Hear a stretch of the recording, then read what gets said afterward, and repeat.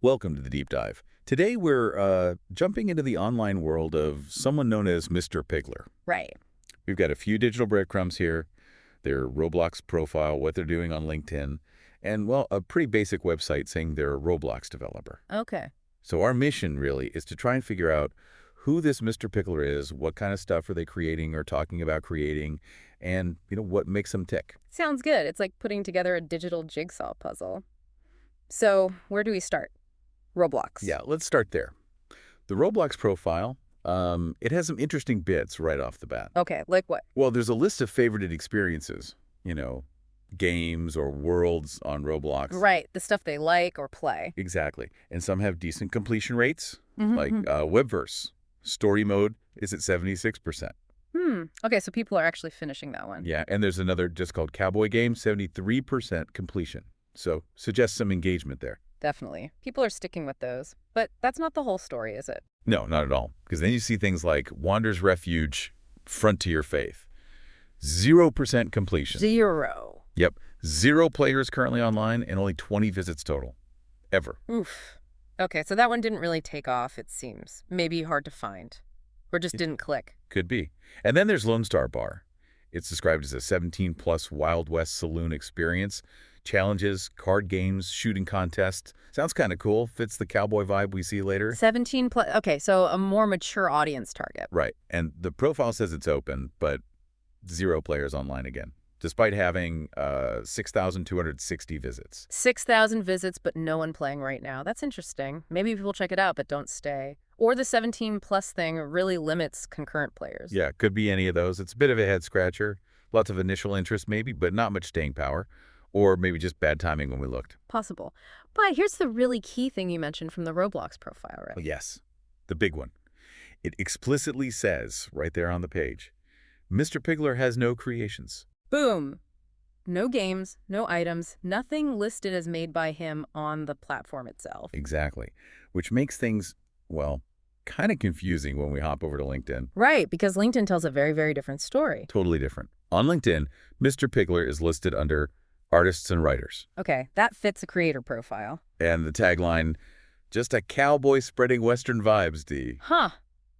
Okay, so the cowboy theme is definitely strong and consistent across platforms. That's something. It really is. But, the whole artists and writers thing combined with the next bit creates that tension you mentioned. Yeah, what does the About Us say? Okay, so in the About Us on LinkedIn, MrPiglr states they regularly broadcast development streams. Development streams, so showing how they build stuff. Exactly. Offering, they say, transparency into their creative process, insights into Roblox game development. Wait, so no creations listed on Roblox, but actively talking about and streaming the process of creating Roblox stuff on LinkedIn. Precisely. It's a real disconnect, isn't it? It really is. Maybe they're building hype or focusing on, the educational side of development first. Could be. It's a strategy, I suppose. Mm-hmm. Build the community before the product is even public. It's possible. What else is in that LinkedIn about? They mentioned a YouTube channel, too. Technical tutorials, devlogs, behind-the-scenes stuff on metaverse creation. Okay, so definitely positioning themselves as knowledgeable in the space. Yeah, and there's a link to a website. It's a Wix site address. Oh, Wix site. Okay. Pretty common for portfolios or small projects. And it lists the industry again as artists and writers, company size 1 employee, and founded in 2017. So a solo operation, seemingly, and they've been around in some form since 2017. Interesting. Right, and it gets more concrete when you look at their LinkedIn updates, recent posts. Ah, okay. What are they posting about? Let's see. 4 recent ones, mostly from the last week or so, all tagged #MrPiglr, and interestingly showing 1 follower for each post. Only 1 follower, so maybe the LinkedIn presence is quite new or just starting to ramp up? Seems that way. Yeah. But the content of the posts is revealing. Okay, give me the highlights. First one, title is The Enduring Trail, How Western Cowboy Culture Rides into Game Development in UGC. Okay, doubling down hard on that cowboy theme. UGC is user-generated content for those listening. Right. It's categorized under cowboy trends in gaming. So it's clearly central to their brand. Definitely not just a casual interest then. What's next? The next one is a question, actually, asking about discoverability for Roblox creators. Ah, the eternal struggle. How do people find your game? Exactly.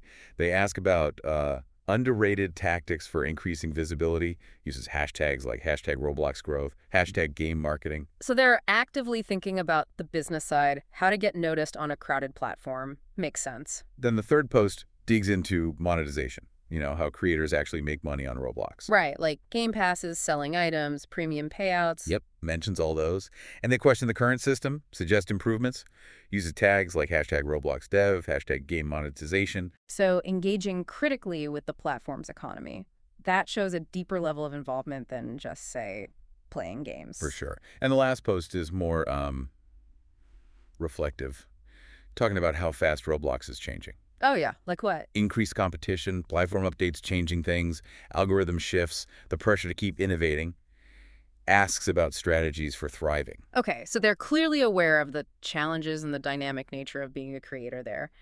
These posts paint a picture of someone deep in the Roblox development scene, right? Absolutely, despite the whole no creations thing on the actual Roblox profile. It's a fascinating contrast. Now, what about connections? LinkedIn always shows connections, affiliations. Right, so under the usual find people you know stuff, there's a section for affiliated pages. And this is potentially interesting. Whoa, pages. Several listed, mostly under the name Ethix. There's Ethix Corporation, Ethix Creative Studio, Ethix Engineering, Ethix Wes. Ethics. All related entities. Seems like it. They're listed with locations in Texas and Arizona. Texas and Arizona. Fits the Western theme again, geographically at least. It does. There's also one called Ranch Talk, listed under Education. Okay, so this Ethics. Could it be a company MrPiglr works with? Or maybe their own venture, structured in parts? Or just pages they follow closely? Hard to say for sure just from this.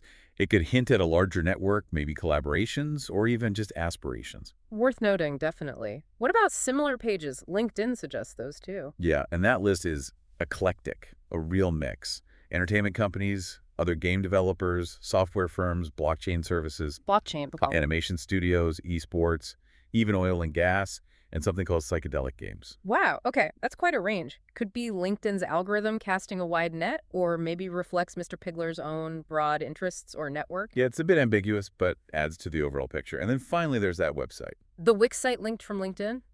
Or the other one? No, the other one, Yeah. the one identified just as a Roblox developer site. Ah, right. What's the story there? Super basic, like placeholder basic. Top banner says it was designed with the .com website builder. Create your website today. Okay, so not much content then. Nope, main body just says Roblox developer, and then bottom of page. That's it. Huh. Feels very much like a first step that maybe got abandoned. Or just a placeholder they haven't filled out yet. Yeah, it contrasts sharply with the active LinkedIn profile and the talk of YouTube channels and dev streams. Definitely. So if we try to pull all these threads together, what's the synthesis? What have we learned about MrPiglr? Okay, so takeaway one. Definitely focused on Roblox development. That seems clear. Right. And with a very strong, consistent Western or cowboy theme.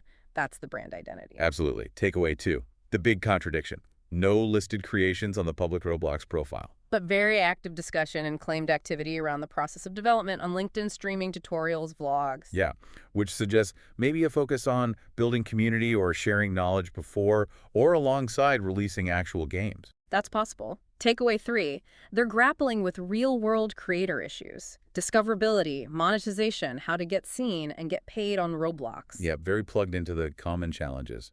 And they see the Roblox world as, fast-moving, competitive, requiring adaptation. It definitely is. And takeaway 4, that Ethics connection and the wide range of affiliated similar pages on LinkedIn, it hints at something potentially bigger, a network, broader interests, maybe future plans. Right, it adds a layer beyond just a solo indie dev, potentially. So wrapping up, MrPiglr is a really interesting case study, isn't it? How creators manage their presence across different platforms. For sure.